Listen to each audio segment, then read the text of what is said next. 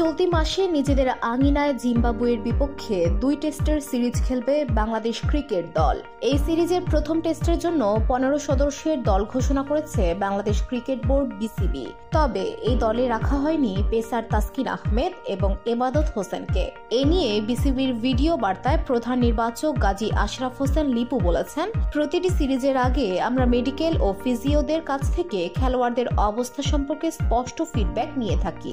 বিশেষ করে পেসারদের ইনজুরি একটি বড় বিবেচ্য। শেষ পর্যন্ত আমাদের স্পষ্ট জানিয়ে দেওয়া হয়েছে তাসকিনকে এই সিরিজে না রাখাই শ্রেয় হবে। বসুন্ধরা, উত্তরা, বনশ্রী, কুড়িল ও বাড্ডা সহ রাজধানীর বিভিন্ন স্থানে অভিজাত ও অত্যাধুনিক মানের ফ্ল্যাট কেনার এক নির্ভরযোগ্য প্রতিষ্ঠান প্লেজেন্ট প্রপার্টিজ লিমিটেড। তাই আপনার স্বপ্নের আবাসনের জন্য আজই যোগাযোগ করুন। Pleasant Properties Limited, where destiny matches eventually.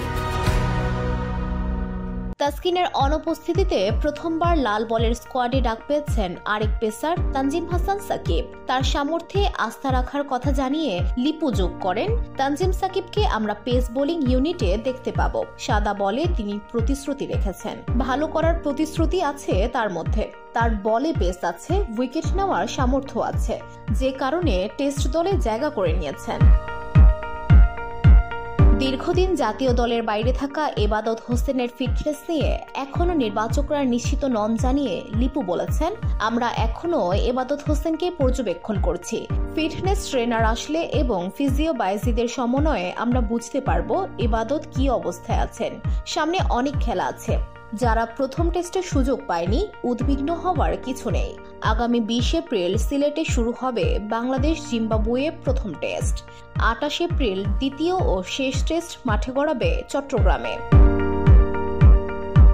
VOD Bangla news desk.